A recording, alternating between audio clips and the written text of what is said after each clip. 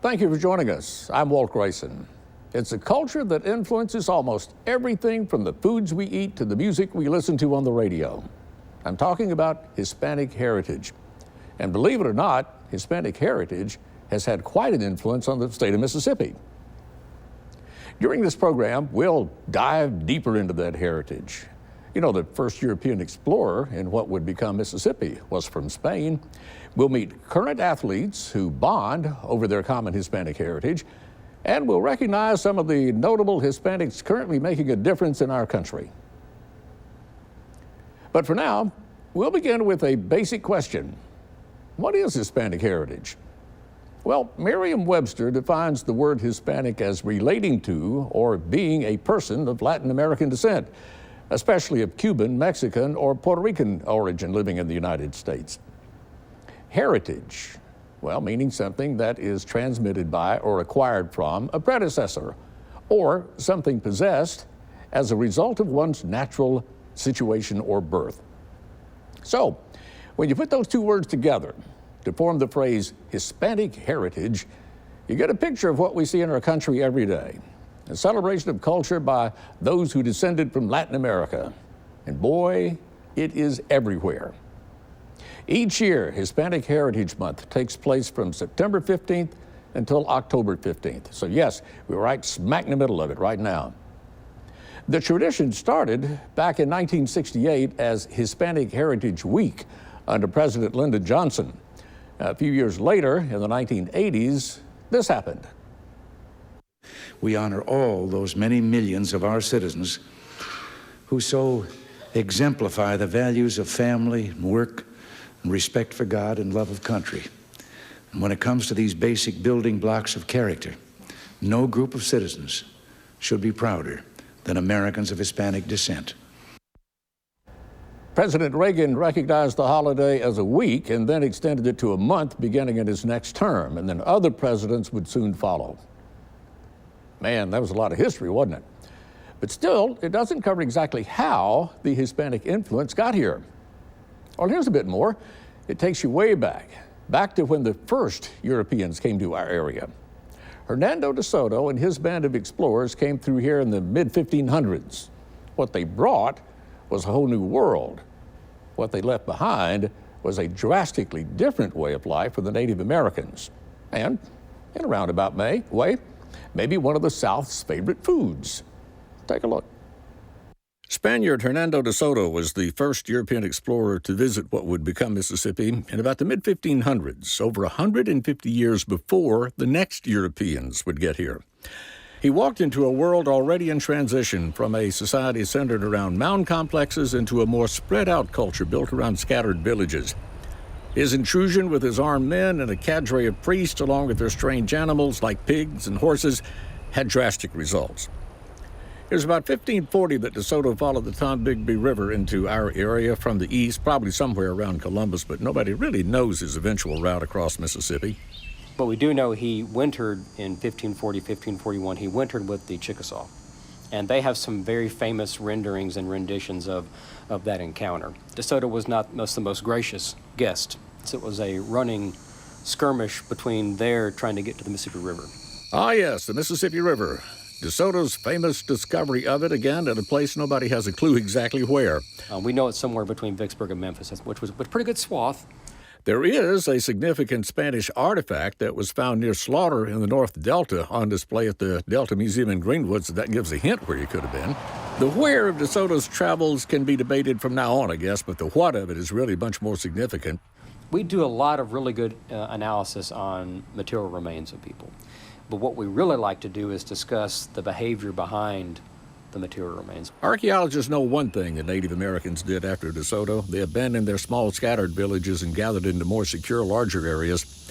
Then came the diseases, which by the time the next Europeans came, around 1700, the Native American population was just a shadow of what De Soto had recorded.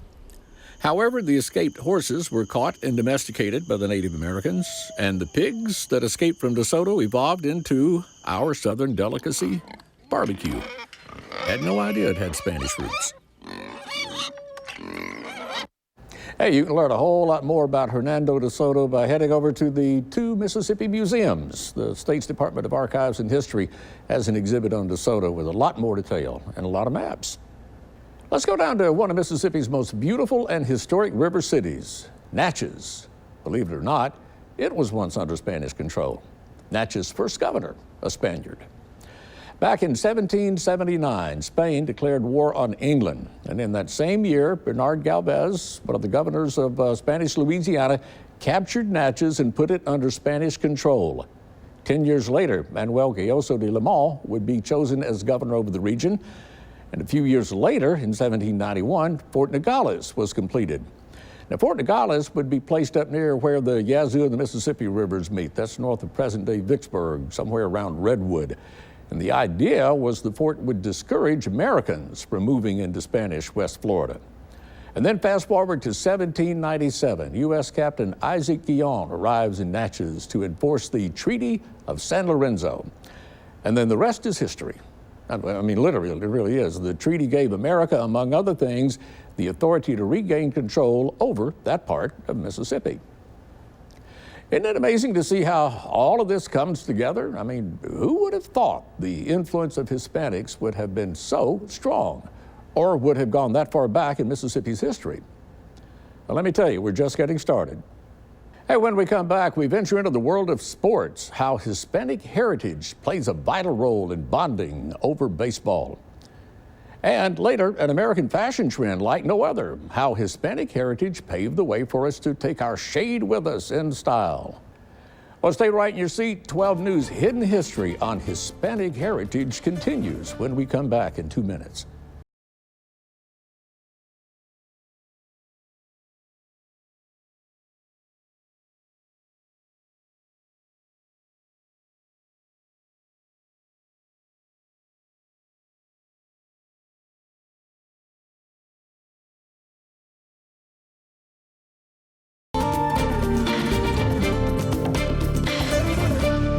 Baseball was first introduced to Latin America back in the 1860s. After that, the history of the game has been knocked out of the ballpark, literally.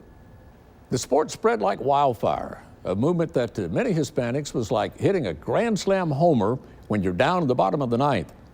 According to a 2017 gender report card, nearly 32% of Major League Baseball players are Hispanic, and that's an all-time high. For a group of athletes at Jackson State, the major leagues are part of a dream that comes closer to becoming a reality every day.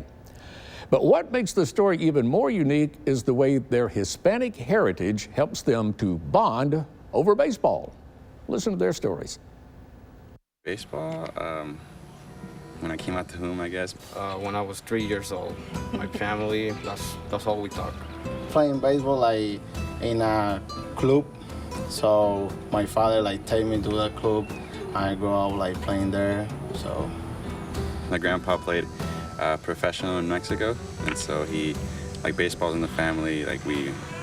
We talk baseball. We watch baseball every day, back home. But yeah, it really came from my grandpa. And I remember I have pictures. I don't remember, but as soon as I could walk, I have pictures of me throwing a baseball and hitting a baseball. So.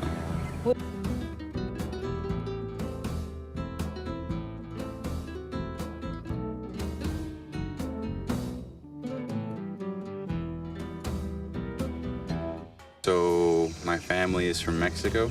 Before I was born, they moved to the United States, and I was born in Las Vegas. But yeah, both sides of my family are from Mexico. So. America, well, almost 5 years. This is my 5th year. I'm from Puerto Rico. I was playing on Atlanta, Georgia, and Coach Crenshaw was watching the game, and he talked to me, and I signed with Jackson State. So at the beginning, I did the tryouts. So then I couldn't do it because of my credits of school and stuff. And then the coach asked me if I could help him, and yeah, I'm up for it.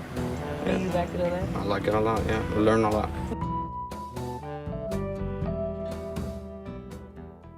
In Puerto Rico, well, it's great because you're close to everything. You're close to the beach, you're close to everyone. What's great is this weather, hot, We play baseball like since 5 years old. Music, the language, everything changed, but not as tough as probably people think. Puerto Rico is going through a lot of tough times, but it's been great overall. For this, before I came to Jackson State, I didn't speak Spanish as much as I do now, but it's really cool because we're out here like almost every single day, and especially in the spring, every single day, like six days a week. It's just like it's inevitable to grow as close as we do. I'm proud that everyone in this school know that. We're like, this is my second family. We go together everywhere. Not that we separate ourselves from everybody else, but we do definitely stick together a little bit closer. Like we speak Spanish on the field, and we're just always together. You always see us singing together. Not that we like separate ourselves from everybody else, but it's just like we have like a little bit of a stronger connection. My plan is to make it to a major league. If not, so I'm going to like work. I'm an accounting major, so I want to work some accounting firm. So probably staying here in the United States and work and try to get the best. Do you see baseball in your future? Probably as a coach, yeah. Probably. A little bit like in my 30s, 40s, but not right now. Super blessed with awesome opportunities. Like I would have never came to Jackson, I think, ever in my life, but I'm getting to like explore the South whenever we travel as a team. And so it's definitely a great opportunity to, I wouldn't be here if it weren't for baseball.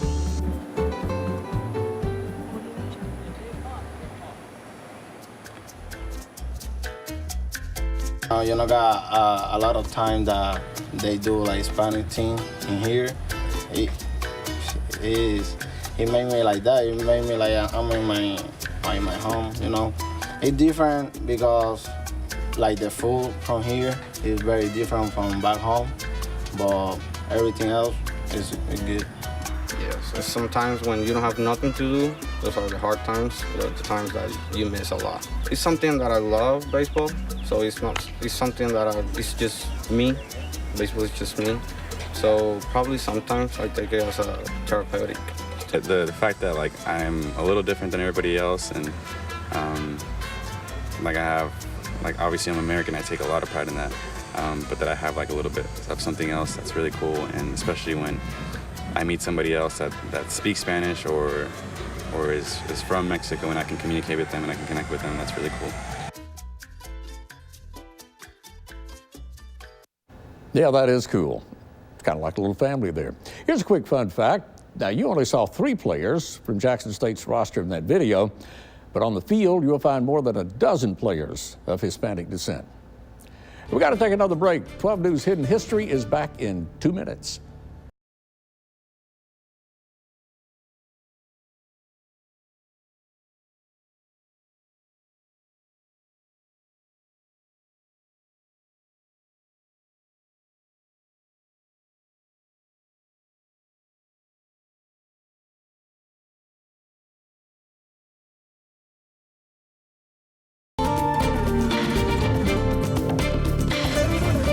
All around us, there are people who are making a difference. And sometimes their work is so great that we sometimes overlook their heritage.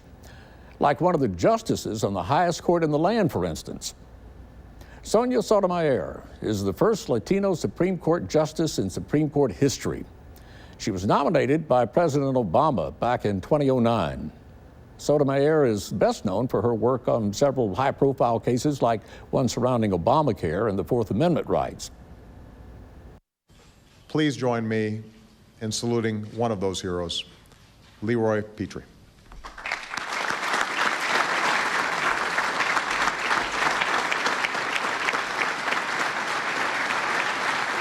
A hero indeed, Leroy Petrie received the Congressional Medal of Honor for going above and beyond the call of duty. It happened back in 2008 while he was fighting overseas in Afghanistan. The weapons squad leader was moving to clear a heavily armed courtyard when he was wounded by enemy fire in both legs, but still he continued to fight. He lost his hand that day, but because of his actions, he saved many lives. Petrie was honored in 2011 by President Obama. I must say it's a little bit hard to keep my concentration because I'm looking out the aft windows at some great views of South America right now. But we'll continue to look. Ellen Ochoa, a seasoned astronaut at NASA. She joined the agency in 1988 and moved to the Johnson Space Center in 1990. She's the first Hispanic woman ever to go into space, serving a 9-day mission aboard the Space Shuttle Discovery back in 1993. And then she's flown into space 4 more times, logging nearly 1,000 hours in orbit. Ochoa has been recognized with NASA's highest award, the Distinguished Service Medal. And she's also Johnson Space Center's first Hispanic director. Oh, don't go anywhere. We've got to take another quick break. But when we return, we'll tell you what Mississippi's Commissioner of Agriculture, the Hispanics, and Western America all have in common. Stick with us. You're watching 12 News Hidden History.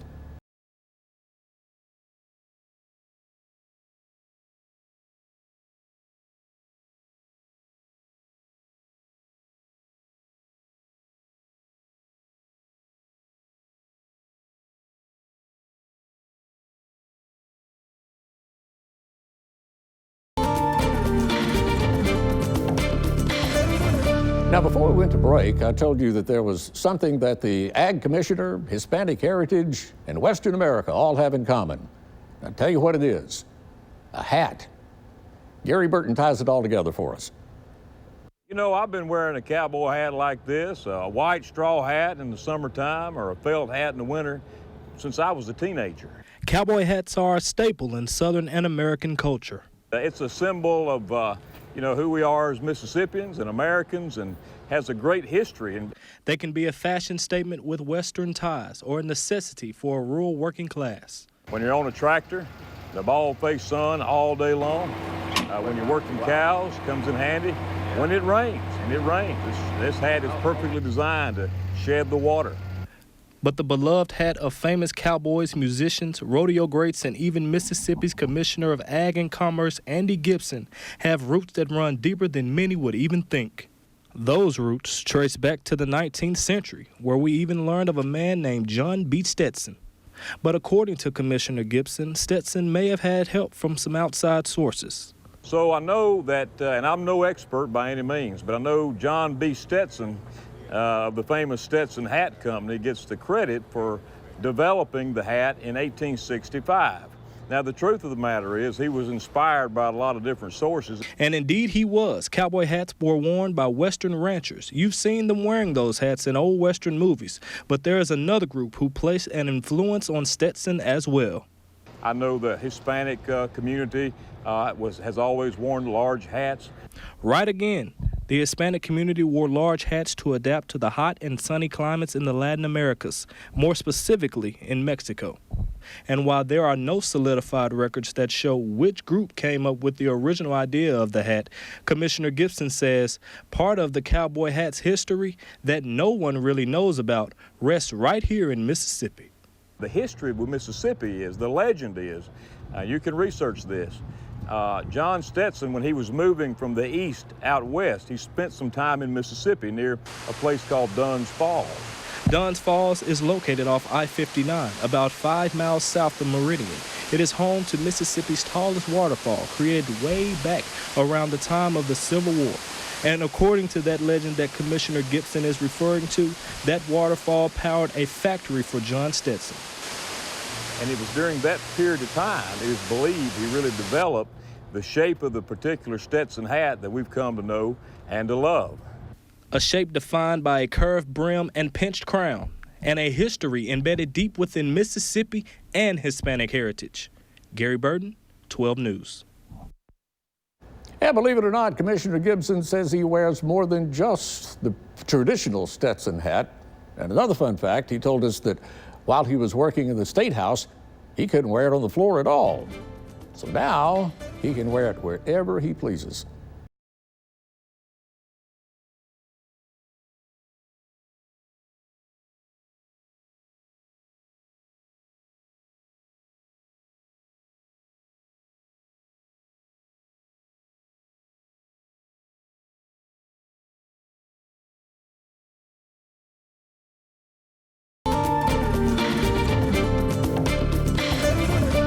Hey, I'm afraid our time has come to an end, but I hope you've enjoyed it. More so, I hope we've learned something. And if you want to revisit some of these stories, you can anytime you want to, because you can find this content from this show and then a lot more on our website at WJTV.com. I'll leave you with a quote from Dominican fashion designer Oscar de la Renta. The greatest strength is knowing who you are and where you come from. It kind of goes for all of us, doesn't it? I'm Walt Royson. Good night and adios, amigos.